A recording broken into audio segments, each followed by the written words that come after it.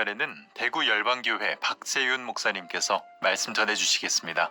은혜의 시간 되시기 바랍니다. 며칠 전 신문을 통해 간증 하나를 접하게 되었습니다. 중국의 격병기에 터무니없는 제명으로 억울하게 20년형을 언도받고 감옥에 간 사람의 이야기였습니다. 그는 20년의 형이 마감될 때쯤 얼마나 고통을 당했든지 감옥 안에서 생을 마감하고 말았습니다. 그가 감옥 안에서 생을 마감하기 직전 밖에 있는 지인에게 보낸 편지가 공개되었습니다. 편지의 내용은 이러합니다. 나는 정말 억울하게 감옥에 왔지만 나를 감옥에 보낸 사람을 미워하지 않습니다. 내 마음은 늘 행복합니다. 내가 주님께 더 기도할 것이 있다면 주님께 내 사랑의 마음을 더 표현하는 것이고 그 무엇보다 지금 주님의 기쁨을 누리며 사는 것에 대해 주님께 감사하는 것입니다. 라는 내용의 편지였습니다. 그는 감옥 속에서 십자가의 주님의 사랑을 온전히 깨달았고 그 사랑으로 주변을 물들이고 있었습니다. 사람들은 신령한 영적인 삶이란 신비한 세계를 체험하고 신비한 세계에 도취되는 것이라고 생각합니다. 그러나 그렇지 않습니다. 진정으로 신령한 영적인 삶이란 하나님을 사랑하고 이웃을 사랑하고 섬기며 감사하며 기쁘게 사는 것입니다. 오늘은 사랑을 증가시키려면 이라는 제목으로 함께 은혜를 받겠습니다. 사랑을 증가시키려면 첫째, 하나님의 사랑이 심령에 부어져야 합니다. 로마서 5장 5절 우리에게 주신 성령으로 말미암아 하나님의 사랑이 우리 마음에 부은 바 됨이니. 그렇습니다. 인간의 사랑으로 사랑하는 것은 언제나 한계가 있습니다. 그러므로 인간의 사랑이 아닌 하나님의 사랑이 심령에 부어져야 합니다. 우리가 세상을 살아가면서 사랑하는 방법에는 세 가지가 있습니다. 먼저 우리가 존경할 만하고 사랑이 저절로 되는 사람이 있다면 그런 사람은 존경하고 사랑하면 됩니다. 그런데 존경할 만한 부분이 전혀 보이지 않습니다. 사랑할 만한 부분도 보이지 않는 사람이 있다면 그런 사람은 내 안에 부어진 사랑으로 사랑하면 됩니다. 그런데 전혀 존경하기도 어렵고 사랑하기도 어렵습니다. 그리고 이 사람은 나에게 심각한 피해를 입히기도 했고 여러 면에서 고통을 주기도 한 사람입니다. 이 사람은 존경하기도 어렵고 사랑하기도 어렵습니다. 그렇다면 이런 사람은 어떻게 해야 할까요? 바로 이런 사람은 내 안에 부어진 주님의 마음으로 긍휼히 여기면 됩니다. 보십시오. 이 세상에 하나님을 대적하고 하나님께 욕을 하는 사람들도 많이 있습니다. 그런데 하나님은 그들을 증오하지 않습니다. 오히려 그들을 사랑하시며 아파하시며 긍휼히 여기셨습니다. 그러므로 나에게 피해를 끼쳤거나 괴롭힌 사람을 우리가 긍휼히 여기는 것은 바로 하나님의 마음을 가지는 것이고 하나님의 마음으로 그 영혼을 바라보는 것입니다. 사랑을 증가시키려면 인간의 사랑으로는 되지 않습니다. 하나님의 사랑이 성령으로 우리 안에 부어진다면 사랑하지 못할 사람이 없습니다.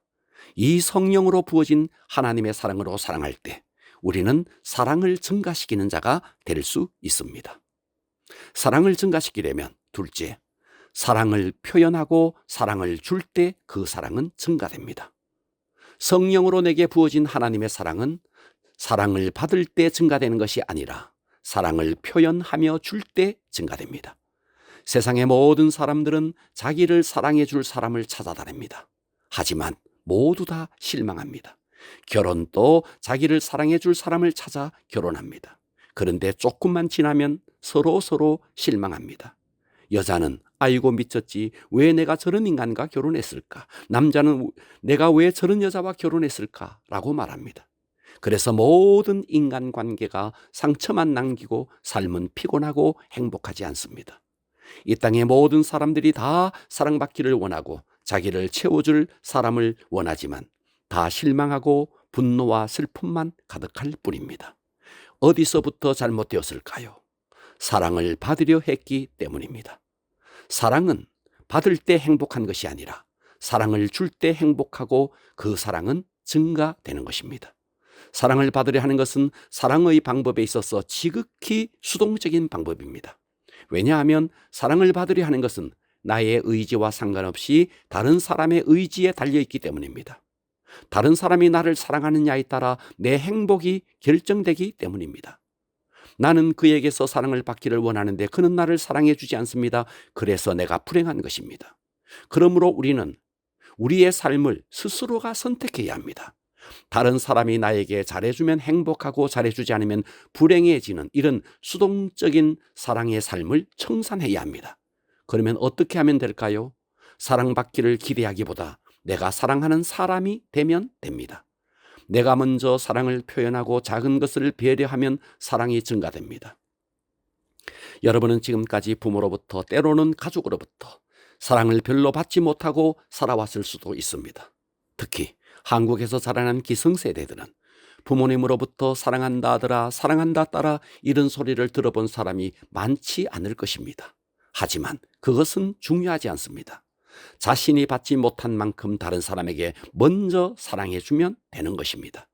바로 그것이 사랑을 증가시키는 방법입니다. 그렇게 사랑을 표현하고 사랑을 주는 과정 속에서 자신이 치유되고 건강한 사람이 되는 것입니다. 무엇이든지 충분히 받은 사람은 그것의 가치를 잘 모를 수 있습니다.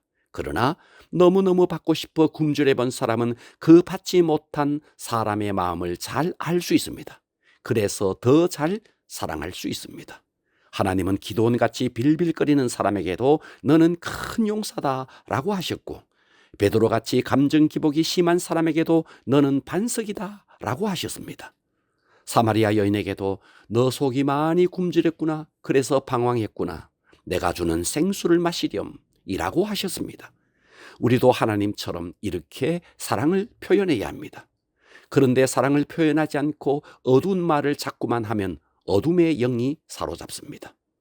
내가 사랑의 말을 하면 받는 사람도 사랑에 감염되고 더 중요한 것은 그 사랑을 표현하는 당사자가 회복되고 치유되어 더 행복해지는 것입니다. 기억하십시오. 다른 사람의 관심과 애정을 받아서 치유되려 하지 마시고 내가 받고 싶은 것을 다른 사람에게 주십시오.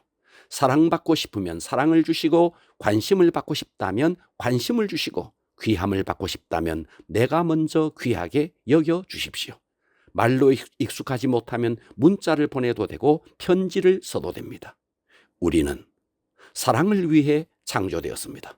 그러므로 사랑받기를 기대하다 슬퍼하지 말고 주면서 행복해지기를 선택해야 합니다. 전도할 때도 말로만 전도하면 논쟁만 될 수 있습니다. 그러나 진정으로 사랑하고 불쌍히 여기면 상대는 그 사랑 앞에 녹게 됩니다. 십자가의 하나님의 사랑이 성령으로 부어지고 사랑을 받으려는 수동적인 자세가 아니라 사랑을 주고 표현할 때 사랑은 증가됩니다. 그러므로 우리 모두 우리 안에 부어진 하나님의 사랑으로 우리가 속한 공동체에서 더 많이 사랑을 주고 표현함으로 사랑을 증가시킬 수 있기를 주 예수 그리스도의 이름으로 축원합니다.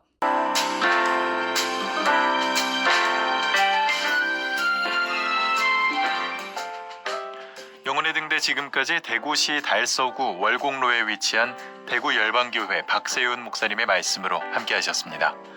이 시간 방송 들으시고 신앙생활에 도움받기 원하시는 분들은 대구 지역번호 053-636-4944번 대구 열방교회로 전화하시기 바랍니다.